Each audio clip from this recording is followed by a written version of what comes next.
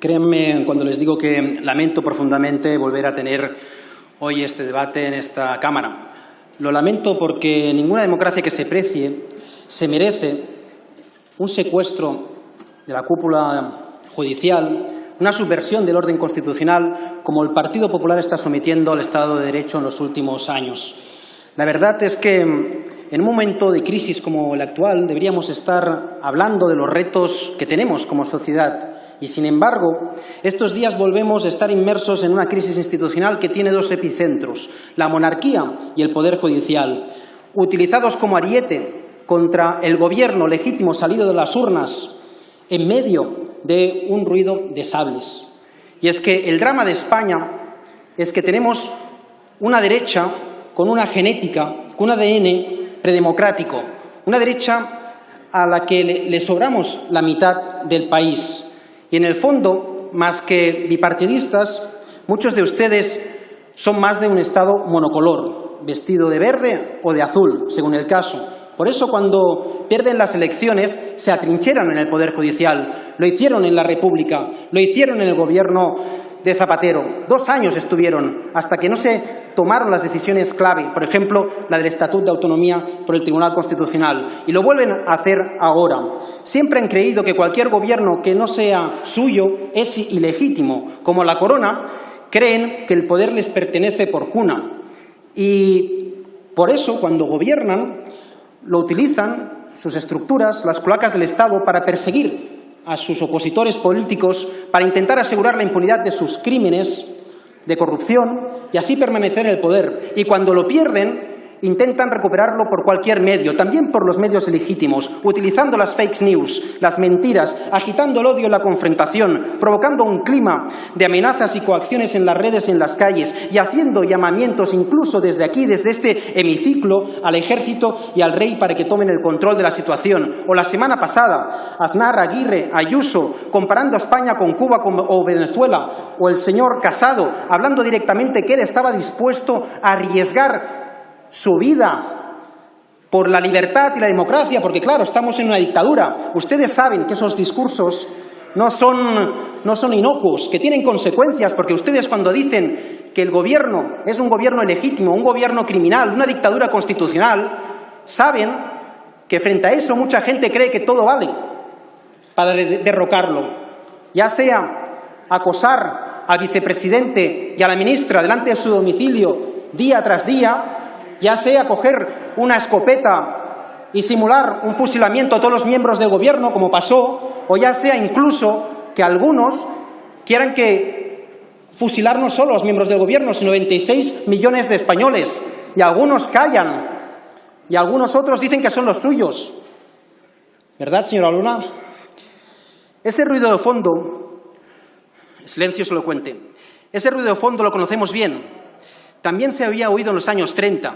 Entonces, como ahora, el espantajo del socialcomunismo o el de la España se rompe fue utilizado como coartada para sus soflamas golpistas y apocalípticas. Y aunque algunos de ustedes han evolucionado poco, España sí que lo ha hecho. Estamos en Europa y nuestra democracia está consolidada.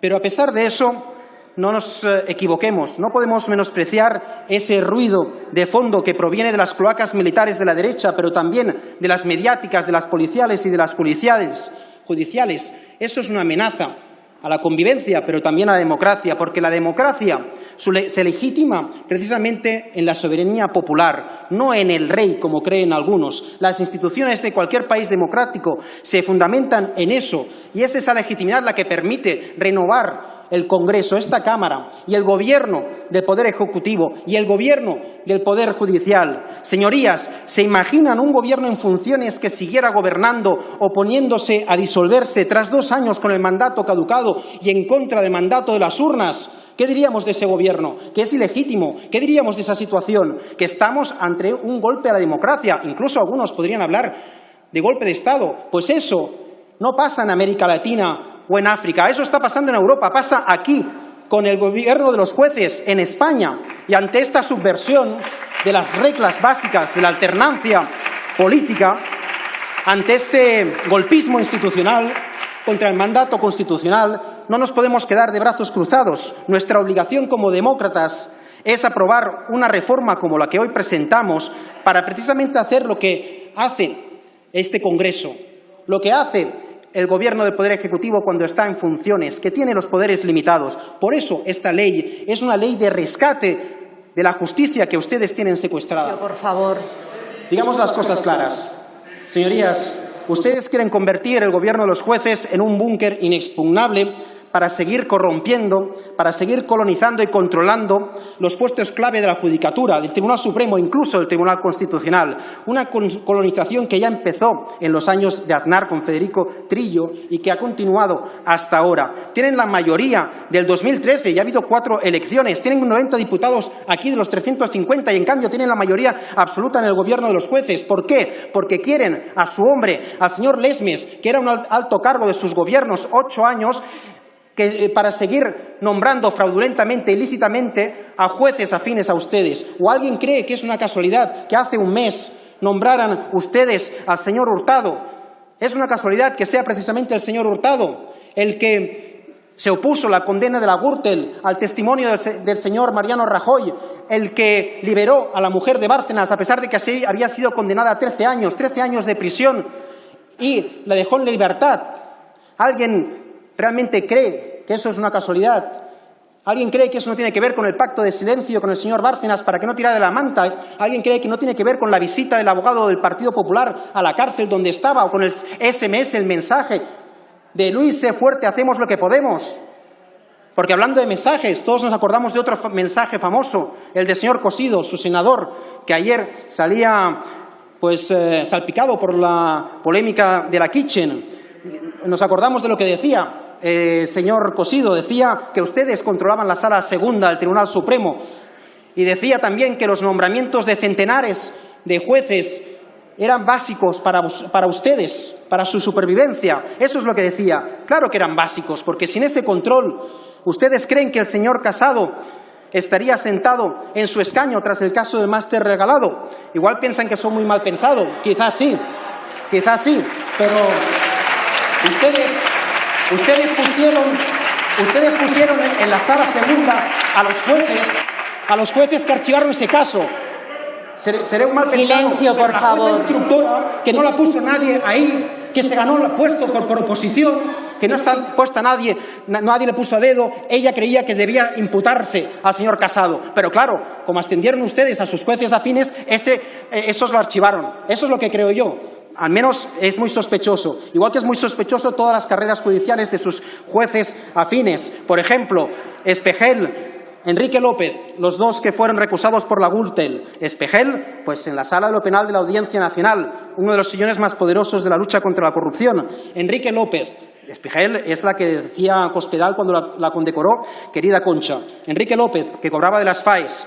Ustedes lo pusieron arriba, incluso llegó al Tribunal Constitucional. Fue miembro del Constitucional hasta que tuvo que dimitir porque conducía borracho. Y de ahí ustedes le premiaron en el gobierno de Ayuso, donde está ahora, y ahora es el portavoz suyo de Justicia. Podrías dar más nombres. Francisco Pérez de los Cobos, otro militante del Partido Popular. A ese lo pusieron a la presidencia del Tribunal Constitucional. Pérez de los Cobos, todos lo conocemos, el hermano del militar que falsificaba documentos públicos, el mismo. Y así podría estar dando nombres del pasteleo de la derecha con los nombramientos, que manda un mensaje muy claro a los jueces. El poder de la justicia es del PP. Y si te enfrentas a ese partido, no esperes premios ni promociones rápidas, y si no, que se lo digan a Pablo Ruz, que pensaban que era uno de los suyos y les salió rana, y por eso ya no está en la Audiencia Nacional. Ahora lo han mandado a un juzgado del extrarradio de Madrid. Y lo peor es que no se conforman con comprar a los árbitros, también quieren secuestrar al gobierno de los árbitros, al Consejo del Poder Judicial, y exigen como rescate la expulsión del campo de juego, de los partidos que representan a más de 7 millones. ¿Por qué no les gustan? Es como si nosotros dijéramos que en el 2023 no vamos a convocar elecciones, porque a nosotros no nos gusta que esté Vox en las instituciones, pero nosotros sabemos que el modelo de democracia actual, el que defendemos nosotros, por favor, es mucho más fuerte que la amenaza que Vox representa. Por eso no haremos una barbaridad de esas características, que es lo que están haciendo ustedes. ¿No les gustan quienes gobiernan? Pues se niegan a cumplir con la Constitución. Eso representa, eso es un ejemplo de proyecto que tienen de país, y por eso hacen trampas en la justicia y por eso intentan ganar lo que han perdido en las urnas a través de los tribunales. Y eso no lo digo yo, lo dice su propia antigua portavoz, ahora reconvertida en famosa youtuber, cuando afirmaba que la justicia era el último bastión contra nosotros, contra Unidas Podemos, contra el Gobierno de coalición. También lo decía la señora Ayuso. Ayuso decía que la monarquía, el rey, la justicia y ella, en un ataque de egocentrismo, eran los tres pilares para pararnos a nosotros. Eran, decía, el anticuerpo frente a nosotros. Y ese es el problema también. Han hecho con la justicia lo mismo que han hecho con el rey, convertirla en una justicia de parte. Pero a diferencia de la monarquía, sin la que este país mejoraría con creces, la democracia no puede vivir sin justicia. Y aún así, termino, presidenta, aún así, señorías, a pesar de sus amenazas, de sus salidas de tono, como estamos viendo, de sus continuas ilegalidades, la democracia sigue su curso. Y este Gobierno está hoy más fuerte que nunca después de aprobar los presupuestos. Y este Gobierno no va a ceder a su chantaje. Muchas gracias. Gracias, señora Sens.